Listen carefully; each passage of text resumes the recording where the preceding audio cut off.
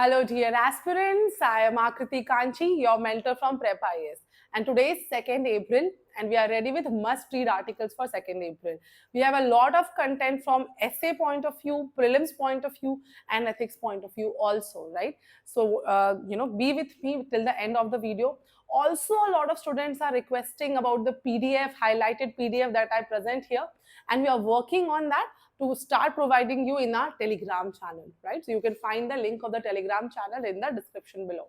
So let's start with today's 2nd April newspaper, right?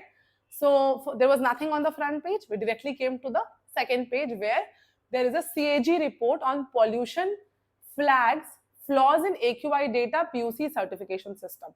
So this article comes under our GS paper 3, environmental pollution and degradation, right? Air quality is very important. The locations of air quality monitoring stations in the capital did not fulfill the requirement which has been laid by Central Pollution Control Bureau, right? Central Pollution Control Board, CPCB, right? So there is possible inaccuracies in the data generated by them, and AQI values can be unreliable since they have not followed the norms of CPCB, right? There have been other, so the report is named Prevention and Mitigation of Vehicular Air Pollution in Delhi, right? So there has been several issues. The DPCC, that is Delhi Pollution Control Committee, was not measuring levels of lead, which is a heavy metal and very bad for our health, right? And the number of hours for which the data should be there, it was not done that also, right? And there's a shortage of public transport buses.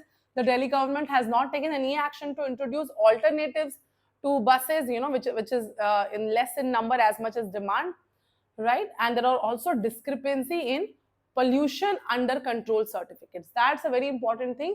Major policy gaps, weak enforcement, and poor coordination among agencies are the reasons behind the worsening pollution situation of National Capital Region, says the CAG report. So over 1.08 lakh vehicles emitting carbon monoxide, hydrocarbons beyond permissible limits, they were emitting these gases. Still, they were given the PUCs, which was not right. And multiple vehicles are getting PUC certificates at the same time or within a minute. That means something is not happening right. Without checks, it is happening, right? So this has happened between 2015 and 2020. Nearly 4,000 diesel vehicles failed to comply with the guidelines, received PUC certificates. So the vehicles which should not be given PUC certificates were given in large numbers. And we know the biggest contributor to air pollution in Delhi is transport, right? So how the transport has to be better, which kind of fuel they should use, not use, all these are important factors in reducing air pollution. Let's put the next article in the editorial page directly. Yeah, so this is our Union Minister of Education, Dharmendra Pradhan, Honorable Education Minister. India's educational transformation, the true picture.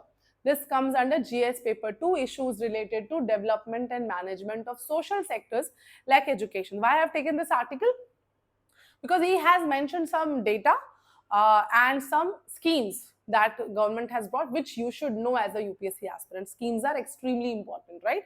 So he has given certain data that per child government expenditure has increased by 130%. So we have always demanded to increase the GDP, percentage of GDP to be spent in education should be increased, right?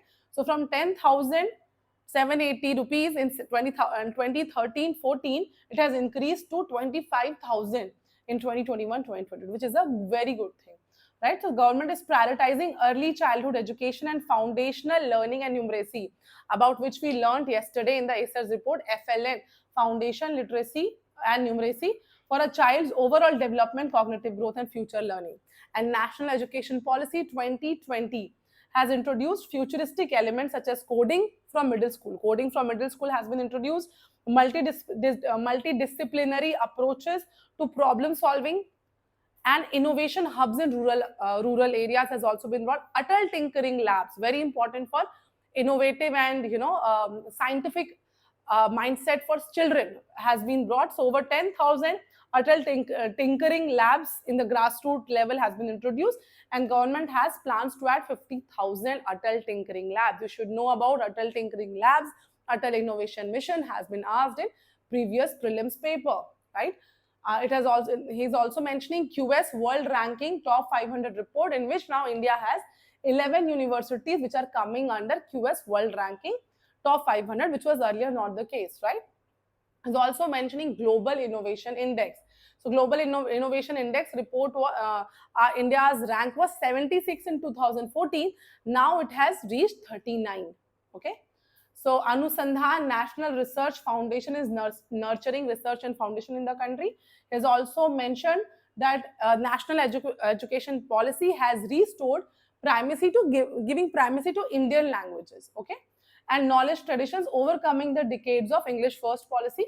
So Indian Knowledge Systems Initiative, you should know about this IKS initiative. Over 8,000 higher education institutions have adopted Indian Knowledge Systems curriculum. Okay, Bharatiya Bhasha Pustak Yojana, under which 15,000 original and translated textbook in 22 Indian languages has been published. So very good examples to be written in, in your even mains answers. Okay, and you should also know it from prelims point of view. Central Education Institution Act 2019 was brought for reservation of teaching position in central education institutions for SC, ST and others by treating the institution as one unit. So all these improvements have been done by making it more and more inclusive for women, SC, ST communities and everyone, right? Let's move to the next article. We have this one article, Leave It Alone. This is talking about USA. Yesterday we had an article, a detailed article of text and context on Arctic Circle and how everybody is vying an island in Arctic Circle, because as the climate change is happening, the glaciers and ice will melt and the resources and the natural, the fossil fuels, the rare earth metals that is there in the seabeds of Arctic Circle will be open. And that's why everybody is trying to dominate the islands of Arctic Circle, and US is doing the same, right? So Vice President, so leave it alone. It's talking about Greenland Island, which is currently under the sovereignty of Denmark, but US is trying to capture it. Okay, so this comes under GS paper 2, effect of politics of developed countries like USA, though it directly doesn't affect India, but it is a major geopolitical tension and problems happening, right? So Vice President J.D. Vance recent visit to Greenland, where he reaffirmed the president's plan to assert control over Arctic island, right? So it is demonstration of American power over a strategic vital territory where 56,000 people are living, right? So this was not appreciated by Greenland's leaders and Denmark's leader, right? So since a long time, US has been trying to capture Greenland. Since 1867 also, when they were purchasing Alaska from Russia, they were trying to buy Greenland from Denmark, but it was unsuccessful. Again, during Second World War, they offered money to Denmark, but that was also rejected. Even in the first term, Mr. Trump made a similar offer, again declined by Denmark. Imagine how persistent they are for Greenland, okay? But the Greenland today is not similar Greenland of Second World War era, right? Today it's a sovereign country which is under the sovereignty of Denmark, but it has certain autonomy, right? So it is, it has, after 1979 referendum, it gained autonomy with foreign affairs and defense under Danish control, okay? So American push for Greenland is because of geopolitical calculations. What is geopolitical calculation? The amount of resources that from which US will benefit, right? So as climate change accelerates, Arctic ice melt, which is not a very good news for overall the Earth's system. The region is becoming more accessible for navigation and resource extraction. Only 5 countries have direct access to Arctic seabed: Canada, Russia, Norway, Denmark, and US via Alaska, right? So these are certain things, and these are different kind of colonialist tendency that still the superpowers are having. Let's move to the next article. Very important article. Tackling the disinformation threat in India. So disinformation, misinformation is a very big threat, and it can lead to a lot of fights, division, and several things, right? So this comes under GS paper 3. Sorry, I have written GS paper 2 by mistake. It is GS paper 3. Challenges to internal security through communication networks. It comes under internal security topic of GS paper 3.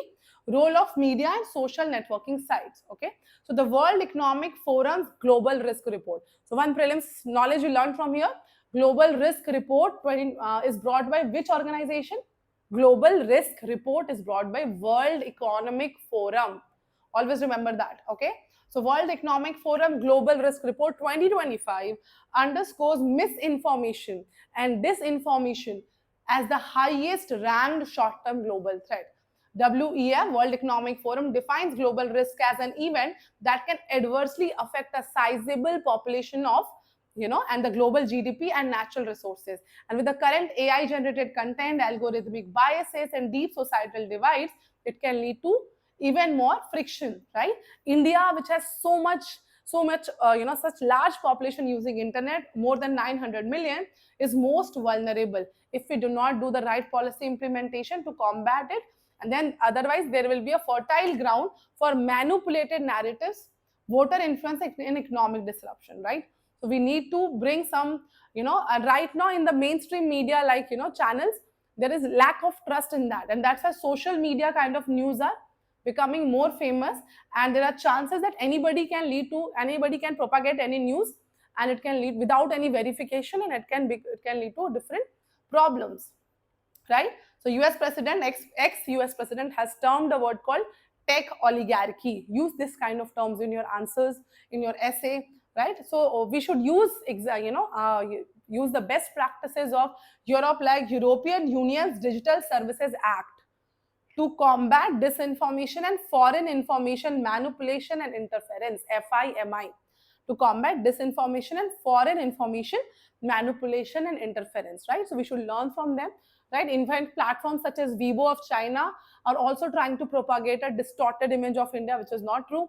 The global risk report, so it recommends measures how to tackle this, right?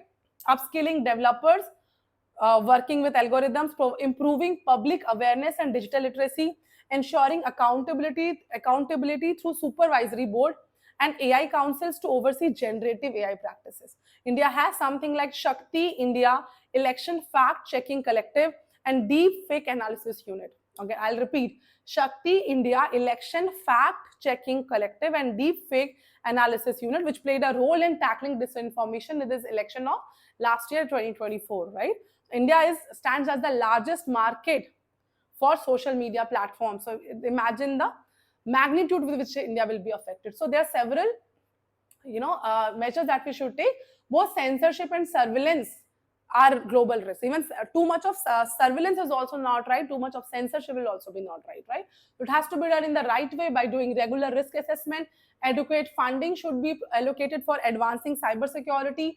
Transparent content, transparent content moderation policies. Online ads must disclose where are they taking funding from, right? And target audiences to prevent malicious actors.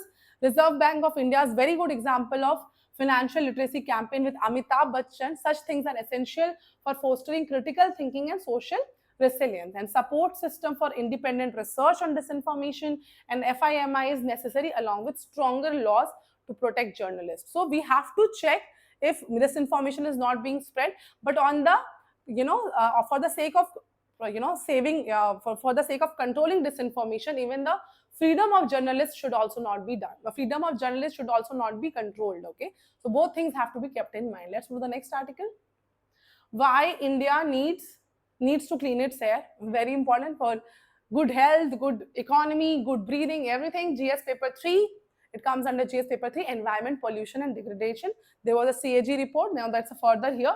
So several schemes we have: National Clean Air Program, Bharat 6, Pradhan Mantri Ujjwala Yojana, and targeted efforts to phase out coal burning industries in the national capital region. These things have been done by our government anyways, right?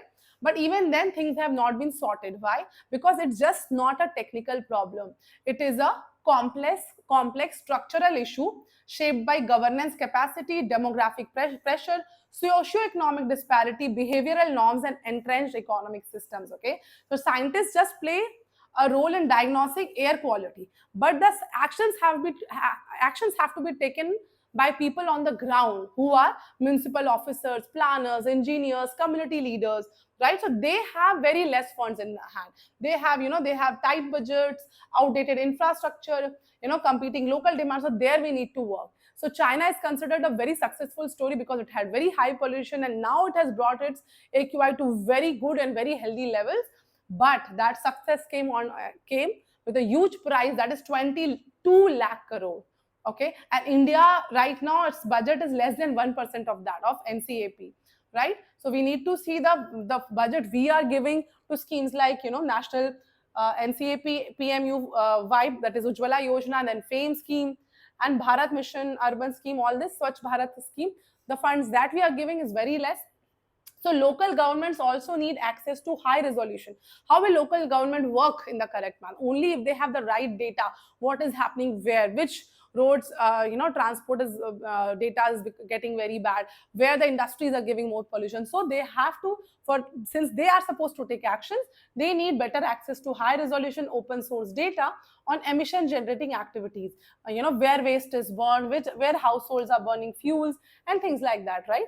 And the article is also telling that we should work, the government should try to work in phases, phase 1, phase 2, phase 3, and we should just not follow the typical Western trap, which is over reliance on high tech and urban centric data and solutions without addressing basic pollution sources. So smoke towers, real time apportionment, and AI dashboards are fine, but we need to work on ground things also. We need to stop the establishments which are having so much of emissions, right? So cities like London and Los Angeles rolled out advanced sophisticated technologies only after decades of systemic reform. That's a very important point, right? So India must create separate funding streams, one for the research and the other for the groundwork, right? So we should take best, we should learn from best practices around the world. So China closed coal plants, okay, to improve it. Brazil used community-led waste system. California reinvested pollution revenue in poor communities. London banned coal use before launching sensors, right? So we should learn that how they have worked and from that context, okay? So that's it for this article. Let's move to the next article. Very important and very interesting article about a great leader of Indian history, Shivaji, right? So this comes under GS paper 1, art and culture. This can come under ethics. You can give his example under great leadership. You can use his example in essay, right? So on April 3rd, the death anniversary of Chhatrapati Shivaji Maharaj was there. He passed away at the age of 50 in 1680. Okay, you should know the timelines also. In 1680, he died at the age of 50. So he was born in 1630, right? You can calculate that. So Shivaji began his journey as Maratha warrior and became a self-made king. He was self-made. It was not given to him. So it was based on merit. Okay, there was a concept of Hindavi Swaraj, that is an Indian autarky, right? And they were a master of guerrilla warfare, which is called Ganimi Kawa in Marathi. Okay, so several people have mentioned him in their books. So Francois Martin, the first Governor General of Puducherry in French India, contrasts the military organization of the Mughal army with the Maratha army. So Maratha army were the light-footed soldiers working like Spartans. You have seen that Sparta movie, right? Spartans. So and Mughal army was this with huge, a lot of things and lot of technology that they had with them, right? So French traveler. So if the prelims question, if the question comes, this French traveler was in whose time? So French traveler Jean de Thévenot describes Shivaji as being short and tawny with quick eyes that show a great deal of wit. He was very clever, very sharp-minded, okay? And a great example of a leader, he would eat once a day and in common attendance with his soldiers. How many other emperors did that, right? So great example that you can mention in your ethics, okay? There are other great things that he did. He was very, very secular also. His army and people included people from all the caste and religion, which was amazing. And Shivaji's rule was also progressively meritocratic. Okay, so his people who were staged at bigger positions was based on merit and not on hereditary. So at the time of his death, his Swaraj was defended by 240 forts, and not one of them had hereditary noble at the helm. So you can understand, when things are successful, it has to be based on merit and not hereditary things, right? So it was against nepotism.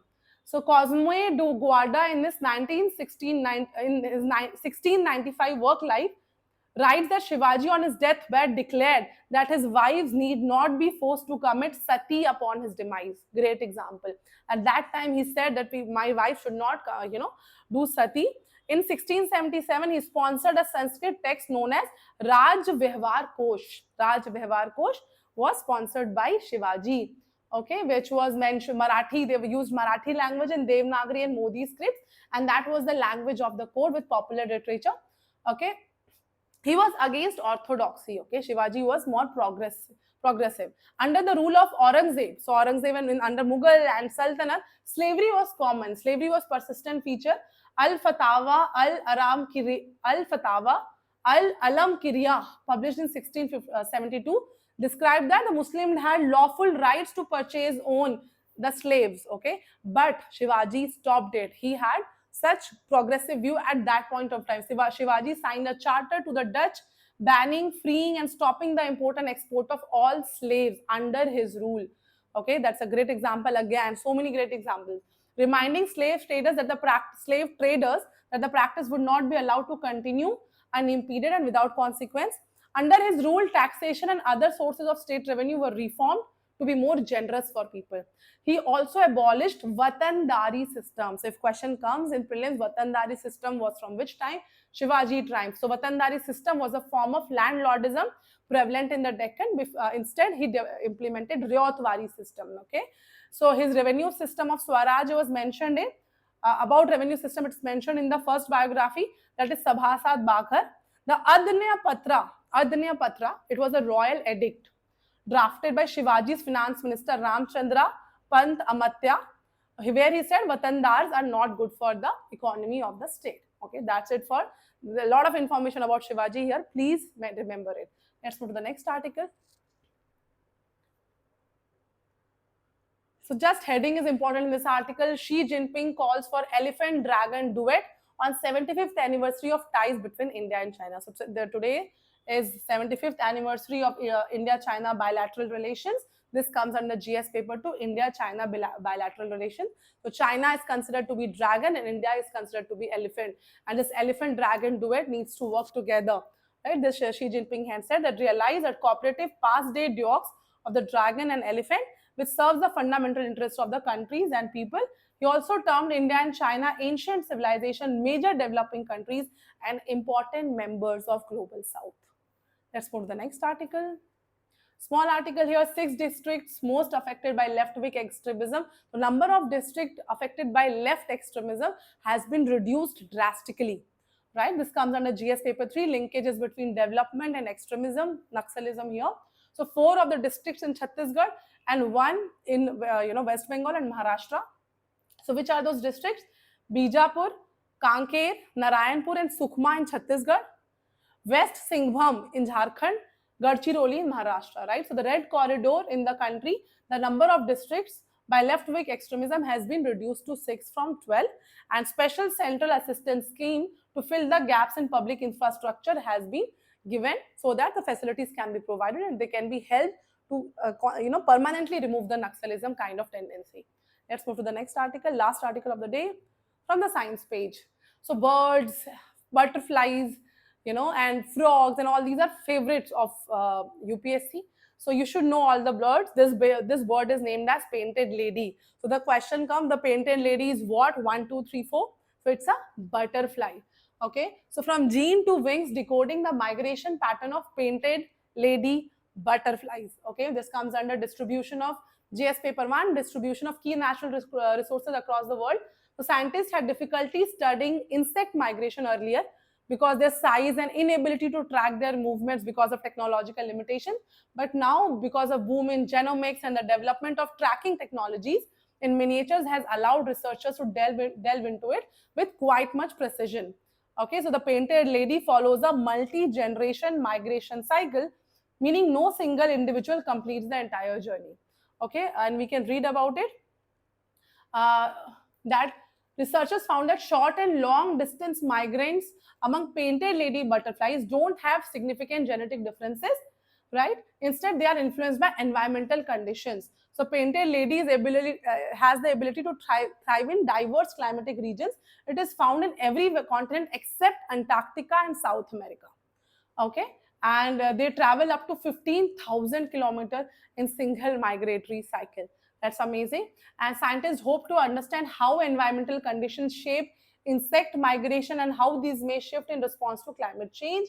These things are trying to know, right? And that's it for 2nd April. Thank you.